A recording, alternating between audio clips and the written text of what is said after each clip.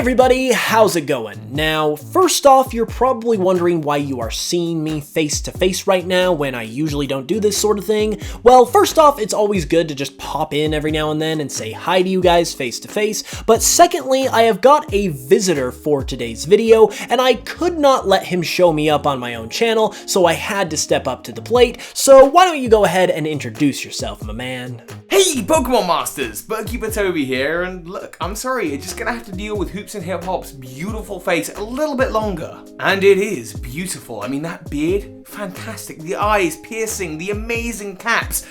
Okay, yeah, he wrote this bit of the script. Then again, I guess I wouldn't say anything I didn't mean anyway. So there you go, Hoops, you're welcome. And to be fair, I really do need to take Hoops' guidance on this, because when it comes to the topic of scrapped Pokemon storylines, Hoops' eye has been on the ball, reading through this script and preparing for this video. The amount of things within the Pokemon world that very clearly were written to be a story, where the puzzle pieces all fit together so nicely, but for some reason or another, they're not. It's just amazing, and it's amazing how many I didn't notice. The whole Pokemon world, Pokemon characters, the stories, they're created by a massive team of creatives. And some of the things in this video I think are actual conversations that have gone on behind closed doors with Game Freak employees when crafting the worlds of Pokemon. Stories that were intended, but were eventually, for some reason or another, scrapped. With some of these plot points, there's just no way that they're coincidences. And you're gonna find out what we mean right now. This first one is a great example of the kind of thing we're talking about here, and that's the idea of Colress possibly originally being a part of the Aether Foundation. And there is a ton of evidence to back this up that just does not have it making sense the way this whole scenario is canonically represented in the final games. For instance, not only does Colress just show up in the Alola region out of nowhere for no reason whatsoever, but he's also got an outfit on that perfectly matches those of the members of the Aether Foundation. They seriously could not match up much better if they tried. Another interesting note that ties Colress even closer to the members of the Aether Foundation is that hypothetically, if you were to pair him up with all of the admins and Lusamine the leader, the main accent color of each one of their outfits correlates with all of the different colors of the Generation 1 games: red, green, blue, and yellow. And this is especially noteworthy considering that Sun and Moon released on the 20th anniversary of the Pokemon franchise, so this very easily could have been some sort of Easter egg or reference to those original games, which makes all the sense in the world considering how big a deal Pokemon made the 20th anniversary at the time that it was going on. I could even go so far as to say that aside from Lusamine, all of the Aether Foundation admins, if you included Colress as one of them, are all wearing glasses, and Colress himself even has bright blonde hair that matches Lusamine, Gladion, and Lily's hair. So there's just every indication imaginable that something had to have been going on here, because how else could Colress just fit this well into everything that's going on here by pure coincidence? Why would Colress just be in Alola to do ultimately nothing, as is what happens in the final game, when all of this stuff just fits together so well, yet has absolutely no bearing whatsoever on what actually happens in the final game?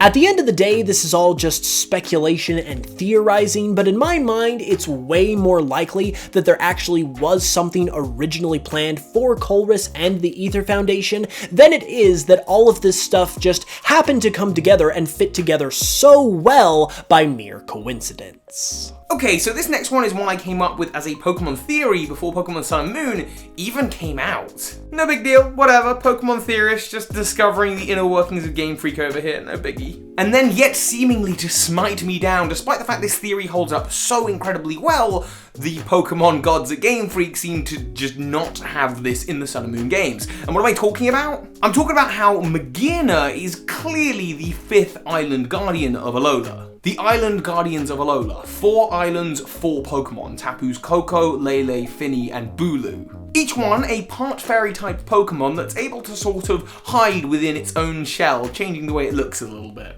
Essentially, together they would form a totem pole, which is where the whole notion of totem Pokemon even comes from. 4 Pokemon for the 4 Alolan Islands. Except there's not 4 Alolan Islands. There's 5. there's a fifth artificial island, the Aether Paradise. This made by the Aether Foundation, and wouldn't you know it, there's an artificial legendary within the world of Alola. And actually, no, I'm not talking about Titanol and Silvally, who are also from the Aether Paradise. But primarily, I'm talking about the mythical Pokemon Magearna, whose plotline and story seems to be heavily forgotten about in these games. It was actually the first Pokemon of the generation of Sun and Moon to be revealed at all. And yet, within the games of Sun and Moon, it has, like, no place in the story whatsoever. And I guess that sort of makes sense because it's a mythical Pokemon, and that's just what they've been doing with mythical Pokemon lately, shoving them in as download codes. But Magearna shares so many traits with the other Island Guardians. It's part fairy type, and just like all of the Island Guardians are able to kind of hide within their shell, so too can Magearna hide within itself and look like a Pokeball. It's an artificial Pokemon to go with the artificial island, and in the Pokemon animated TV show,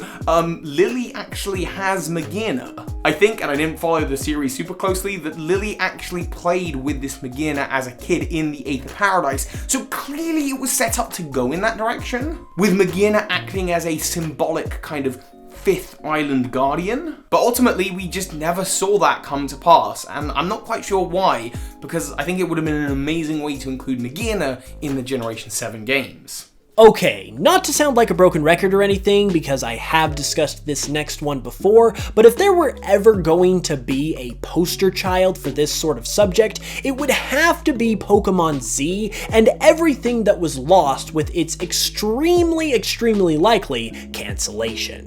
Pokemon Z, aka the third game that would have come after Pokemon X and Y, has never been confirmed officially to actually have been a thing, but I mean, if you think about it, complete Zygarde in Alola with no relevance to the plot whatsoever, yeah, there's no way in hot boiling heck that that was actually intentional and was clearly just crammed into the Gen 7 games to actually make use of it after the game whose story was going to focus on this form, Pokemon Z, was cancelled entirely. It does not just stop there though, because what about the Kalos power plant? There are a ton of locked doors to this facility that you cannot enter into in any way, shape, or form in X and Y. And on top of that, it also seems like Volcanion, the mythical Pokemon, just fits really well in the power plant. It seems like something there could have happened, leading to some possible loose ends that got cut there as well. There's also, of course, the mystery of the Corway Town train station, the Eternal Flower Floette, what exactly happened to Lysander after the ultimate weapon was shot off, and whether or not he made it out of that mess alive or maybe even possibly died. It's very possible that a lot of these scenarios were set to be explored more in a Pokemon Z game, but instead of exploring them, we were left with one more question, and that's, why was this game cancelled and what was it set to explain? While I myself cannot definitively answer that question, I can say without a shadow of a doubt that there were multiple plot lines here that were set to be explored that were just left on the cutting room floor.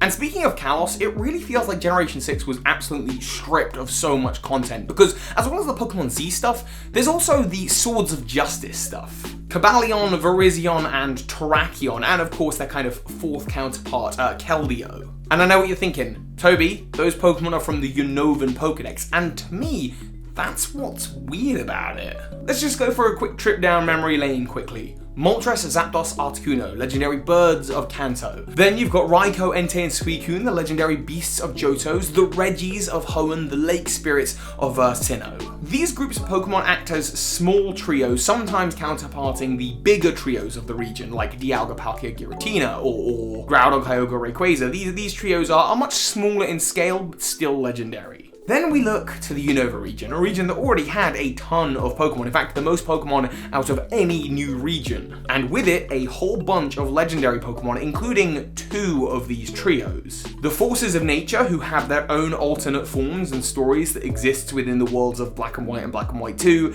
and the Swords of Justice, who have an additional mythical Pokemon that's related to them. So we've got this trend of having one small trio of legendaries per region, and now it's two trios of legendaries, except wait, what's this? Kalos doesn't get a small trio of legendaries. It's got its main trio, the big one, Xerneas, Yveltal, and Zygarde, and it's got three mythical Pokemon that are all unrelated to each other, but some smaller trio of legends. Nope. It just doesn't have them, even though the Swords of Justice are very clearly based off of the Three Musketeers, which is a French story. French, France, Kalos, and on top of that, there's this whole other side theory about how Virizion and Shaman were perhaps part of an evolutionary line, and that idea kind of got tweaked and reworked a little bit, and this can be seen reflected in Kalos, where the starter Pokemon is Chespin, a grass hedgehog just like Shaman who evolves into a grass fighting type just like Virizion. I think the seeds were there, but for some reason things got shuffled around and the Swords of Justice are a Unovan trio and not from Kalos.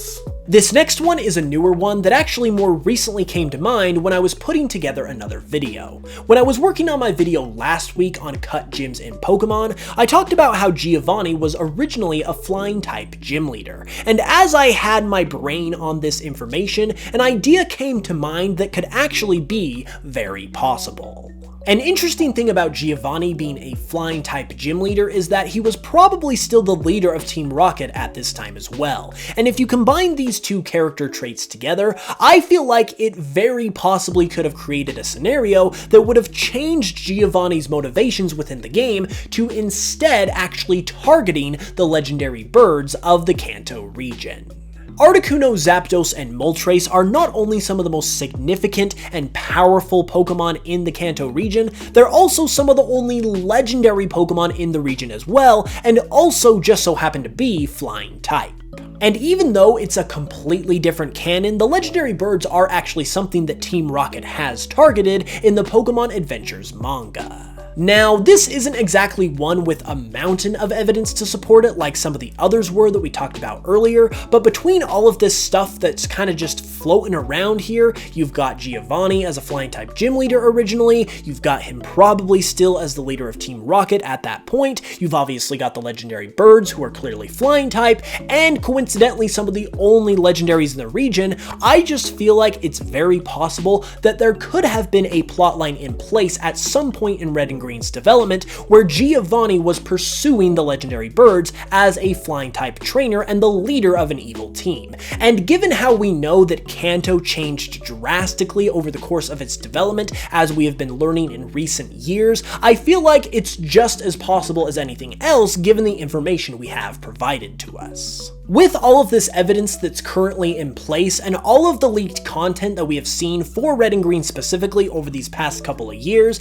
I definitely don't think it's out of the realm of possibility, and it is an interesting possibility to consider for sure. And there we have it. I really hope you guys enjoyed this video, and Toby, thank you so much for hopping on over here and helping me talk about it.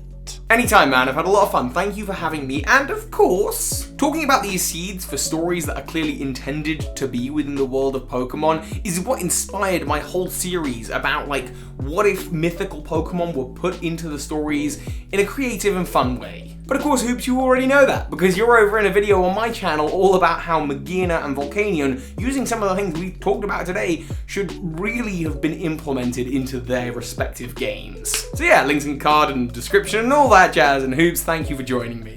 Awesome, so I am going to go ahead and head over to Toby's channel to help him with that, but if you are new to this channel and you came over from Toby's channel, be sure to subscribe for more new Pokemon content all the time. With that said though, I'll see you guys over on Toby's channel. I will have a new video here on Saturday as well, so keep that in mind, and until the next one, as always, I love you guys very much, and I will smell you guys later.